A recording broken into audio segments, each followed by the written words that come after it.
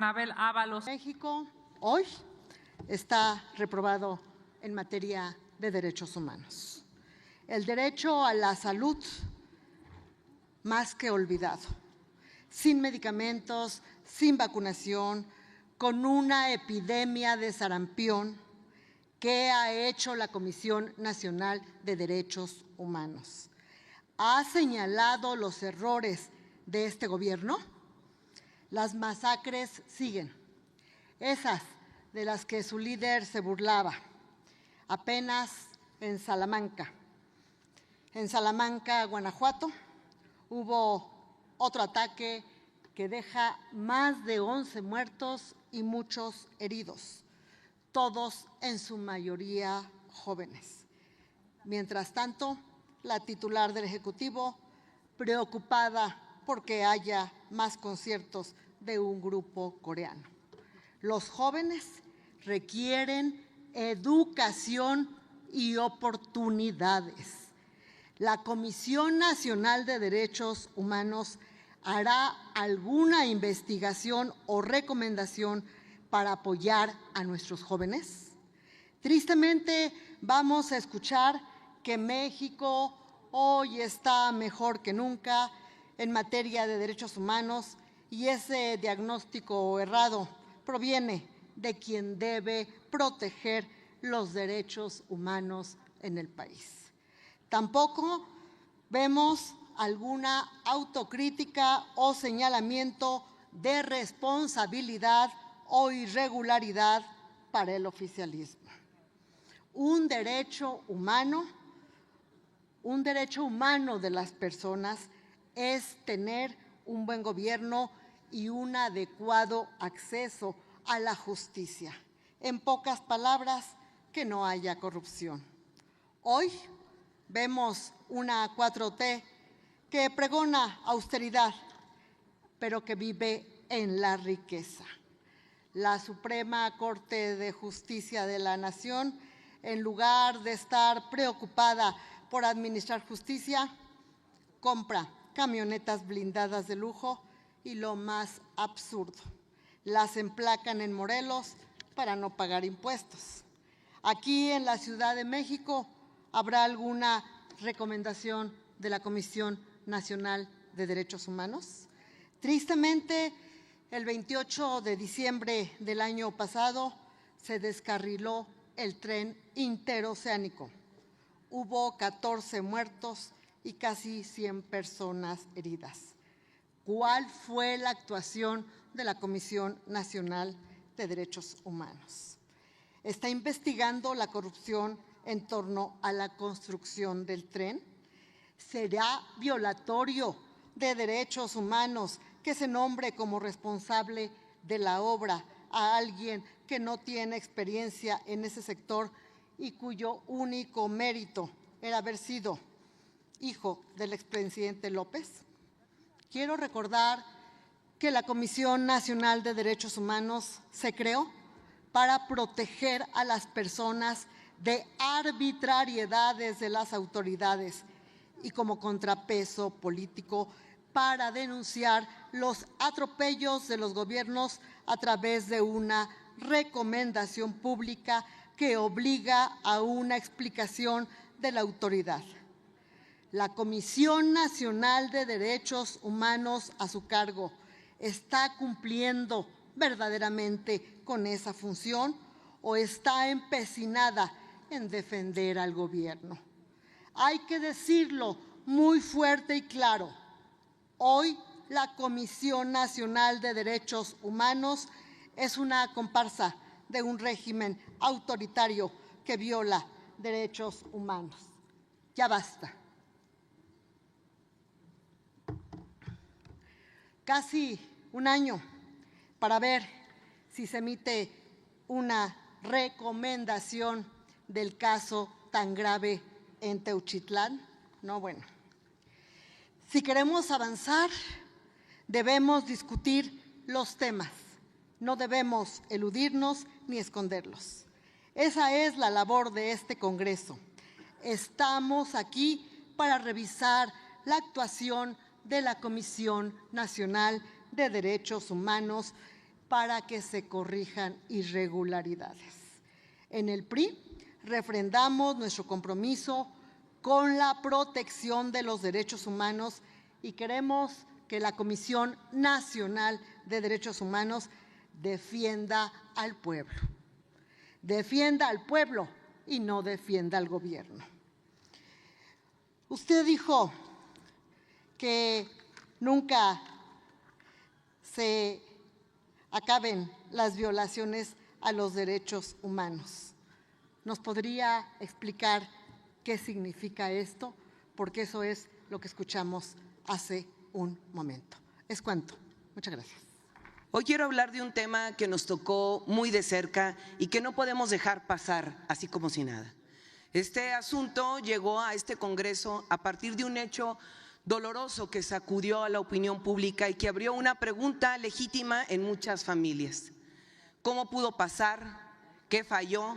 ¿Qué se pudo haber hecho para evitarlo? Cuando ocurre una tragedia así, el dolor es irreparable. Pero cuando además advertimos que la ley no fue suficiente para prevenirla, entonces la responsabilidad también es institucional. Por eso este dictamen es importante, porque reconoce algo que durante mucho tiempo se dejó en una zona gris, que existen vacíos legales en la regulación de procedimientos médico-quirúrgicos de carácter estético realizado a niñas, niños y adolescentes, y que esos vacíos ponen en riesgo su vida y su integridad. Hoy no estamos señalando personas ni buscando responsables individuales. Hoy estamos reconociendo una omisión del marco normativo. Y cuando la ley no protege lo suficiente a la niñez, corregirla es una obligación del Estado. Quiero agradecer a quienes integran la Comisión Permanente y la Comisión Dictaminadora, porque más allá de posiciones políticas, hubo sensibilidad, hubo escucha y hubo voluntad para coincidir en que este es un tema que exige respuestas serias y responsables. Coincidimos en algo fundamental. Este no es un debate ideológico, es un tema humano, es un tema de salud pública y es sobre todo un tema de interés superior de la niñez. Este punto de acuerdo no pretende cerrar heridas, tampoco resolverlo todo, pero sí cumple una función esencial: reconocer el problema y abrir el camino para mejorar la ley. Existe una iniciativa que presentó una servidora en esta materia, actualmente pendiente de dictaminación en comisión. Una iniciativa que busca atender de fondo estos vacíos y fortalecer la protección legal de niñas, niños y adolescentes. Confío en que el consenso que hoy demostramos se traduzca en voluntad legislativa para avanzar en su dictaminación y aprobación. Porque cuando ya sabemos dónde está el problema, no actuar también es una forma de fallar. Legislar no es reaccionar después del daño. Legislar es prevenir, es poner límites claros, es evitar que otras familias enfrenten situaciones que pudieron haberse evitado. Que este dictamen no se quede solo en papel, que se convierta en ley y que la ley se traduzca en protección real y efectiva para niñas, niños y adolescentes. Este es el compromiso que hoy asumo con las familias, con la niñez, con Durango y con la responsabilidad que nos corresponde de este Congreso. Es cuanto, Presidenta. Muchas gracias, Luis Donaldo Colosio Riojas. Bienvenida, Presidenta. La Comisión Nacional de los Derechos Humanos fue concebida para incomodar al poder cuando el poder vulnera derechos, para acompañar a las víctimas cuando las instituciones fallan, para documentar con rigor, para exigir con autonomía y para empujar correcciones con consecuencias. Eso es lo que está a discusión el día de hoy: la utilidad pública de la Comisión Nacional de los Derechos Humanos como contrapeso civil. Me referiré a 3 decisiones y posturas públicas de 2025 que, vistas en conjunto, dibujan una misma inquietud: una comisión que se aleja del estándar de exigencia que el país necesita en los temas que más le duelen. Primero, como ya lo mencionó mi compañera, el rechazo a la activación del artículo 34 de la Convención contra las Desapariciones Forzadas. En abril de 2025, el Comité contra la Desaparición Forzada en México activó el procedimiento del artículo 34 para México por la existencia de información con indicios fundados de una práctica generalizada o sistemática. Este procedimiento no es un castigo automático, es un mecanismo previsto por el propio tratado para requerir información, evaluar respuestas, abrir un cauce de cooperación en contextos extremos. La postura pública de la CNDH fue tratar esa activación como una intromisión, deslindar al estado actual del diagnóstico y rechazar la posibilidad de un mecanismo internacional de esclarecimiento solicitado por colectivos bajo el argumento de soberanía. En este tema, soberanía no puede significar mirar hacia otro lado. Soberanía significa hacerse cargo. Significa que el Estado entregue resultados verificables en lo esencial, búsqueda efectiva, identificación, investigación, reparación. En la crisis de desapariciones, el lenguaje importa porque anticipa conductas. Si la Autoridad Nacional de Derechos Humanos coloca el énfasis en descalificar el mecanismo, el mensaje que llega a las familias es que la institución prioriza una narrativa de defensa de un gobierno por encima de la verdad que ellas llevan años exigiendo. Segundo tema, la militarización del país. Y es que desde que se ampliaron las tareas de seguridad pública a las Fuerzas Armadas, la carga de denuncias por violaciones a derechos humanos ha crecido. En 2025 se registraron 908 expedientes de queja en los que se identifica a las Fuerzas Armadas como principales responsables. De esos, 506 se concluyeron por no haberse acreditado violaciones. Ese mismo año se emitió una recomendación general dirigida a Sedena y 11 recomendaciones por violaciones graves a Sedena y a Semar. 5 de ellas se refieren a hechos ocurridos entre el 2010 y el 2013. Estos números nos alertan del riesgo que, ante actores con poder operativo, poder de información y una estructura cerrada, la CNDH termine normalizando el cierre de expedientes sin una explicación pública de método o diligencia. En este país, las denuncias relacionadas con fuerzas militarizadas, incluida la Guardia Nacional, con frecuencia enfrentan barreras conocidas: información incompleta, negativa de datos, el silencio de las víctimas, opacidad en investigaciones internas. La CNDH existe para atravesar esas barreras, no para ser una más de ellas. La independencia se observa en los casos difíciles, cuando documentar implica insistir, cuando emitir una recomendación implica incomodar, cuando la autoridad investigada es poderosa y la presión de bajar el volumen es real. Si la CNDH reduce su papel a registrar quejas y concluirlas sin que el país pueda ver un estándar aplicado, la institución pierde su función de contrapeso y las víctimas pierden un canal.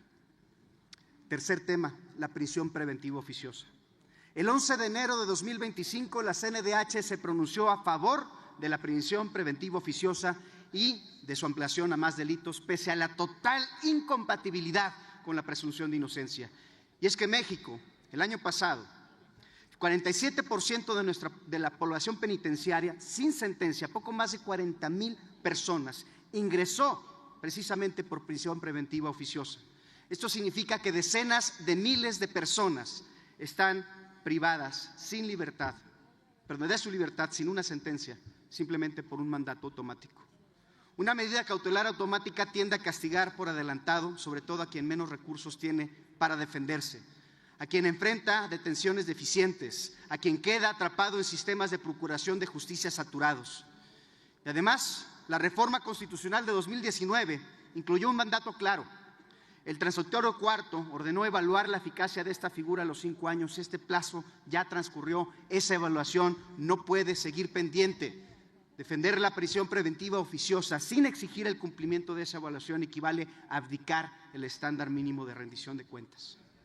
Con lo anterior en mente le pregunto, como le mencioné, una parte significativa de las recomendaciones emitidas durante su gestión, al menos 5 de 12, se refieren a violaciones ocurridas de 2010 a 2013 y solamente una atiende a hechos de la actual administración. Desde Movimiento Ciudadano vemos un rezago evidente a los problemas emergentes del país. En ese sentido, quisiéramos preguntarle, ¿qué criterios utiliza para priorizar las investigaciones y recomendaciones de la Comisión? ¿Cuáles son los mecanismos para garantizar que estos criterios estén basados en la urgencia, en la gravedad y en la actualidad de las violaciones a derechos humanos y no a consideraciones de carácter político que la lleven a minimizar las violaciones cometidas en la presente administración? Muchas gracias. Ciudadana María del Rosario Piedra Ibarra. Ciudadanas y ciudadanos legisladores, he escuchado con atención e interés las participaciones de las y los representantes de los partidos, pero también escucho la persistencia de narrativas que, a pesar de lo expuesto, no oyen ni escuchan. Pero no digo que no oyen ni escuchan este informe, que no lo hacen, sino algo peor, no oyen ni escuchan al pueblo. Quisiera tener tiempo para responder a todo lo que se dijo y tomo nota de todo, pero me referiré a algo de lo que se ha expuesto aquí que merece una reflexión sobre la utilidad de estos ejercicios. ¿Qué hemos hecho en materia de desaparición? Algo muy simple. Hemos hecho nuestras funciones como consta en el informe que hoy he entregado. Solo en el año de que se da cuenta se atendieron a 730 familiares de personas desaparecidas y se desplegaron 545 actividades de acompañamiento y atención.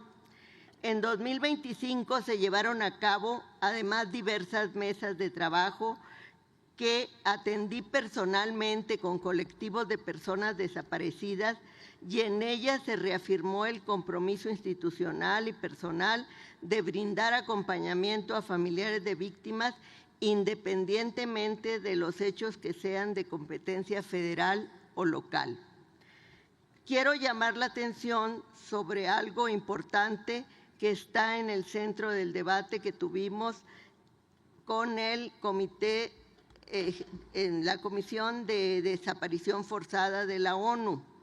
Lo que dijimos, yo hoy reitero, es que de 2018 a la fecha, el fenómeno de la desaparición exige nuevas estrategias y enfoques para su atención. Las quejas contra autoridades federales ya no señalan estos actos directos de desaparición forzada, sino omisiones en la investigación y en la búsqueda. Basta mencionar que en 2025 no se recibieron quejas que acreditaran participación directa de autoridades federales en desaparición forzada. Los pocos casos donde hubo indicios de intervención de autoridades ocurrieron sobre todo en el ámbito municipal. Esto dijimos y hoy lo reafirmo. Otra cosa, señoras y señores legisladores, en esta comisión no se prioriza sobre la eficacia. Se miente cuando se dice que no sirven nuestras recomendaciones. Respetuosamente les pido, pregúntenle a los quejosos. No hay solo una víctima que hayamos dejado de atender y ninguna que hayamos afectado con nuestras acciones, pero le recuerdo a esta soberanía que constitucionalmente no tenemos más obligación que la de emitir recomendaciones. No nos toca cumplirlas, eso le corresponde a las autoridades, porque no son vinculantes y porque así lo concibieron Carpizo y Salinas de Gortari. Y por eso les recuerdo, estamos pidiendo se reforme la ley de la Comisión Nacional de Derechos Humanos. Se insiste en el militarismo y se ha hablado aquí del número de quejas dirigidas a la Sedena y a la Guardia Nacional. Lo que no se dice, porque no conviene a la narrativa, que se pretende que estas autoridades ya no son las que más cometen violaciones a derechos humanos. En 2025 se recibieron 452 quejas a la Sedena, de las que concluimos el 70%, es decir, 262 mediante orientaciones durante el trámite y no competencia. Para la Guardia Nacional se recibieron 389 quejas, de las que concluimos 221, es decir, el 60%. De la misma manera, en el caso de Sedena se acreditó violación a derechos humanos en un expediente y en la Guardia Nacional en ninguno. ¿Qué criterios nos rigen para atender las quejas y calificarlas y para emitir recomendaciones? Lo que nos marca la norma. Tenemos una ley y un reglamento que hoy se observan plenamente. En esta comisión, bajo mi gestión, se ha desterrado la subjetividad y la parcialidad interesada. Insisto, pregúntenle a las víctimas, pero además decirles que antes sí había mala calificación y se guardaban las quejas. Eso no pasa hoy. He escuchado aquí algunas demandas de supuesta desatención que con toda energía rechazo, y las rechazo por una sola razón. No son funciones de la CNDH, por lo que respetuosamente las y los invito a que revisen las leyes que rigen el sistema no jurisdiccional y para qué se creó. ¿Las queremos cambiar? Sí, y no solo de nombre, sino entre otras razones, para que tenga funciones preventivas, más herramientas y más instrumentos y alcances de defensa.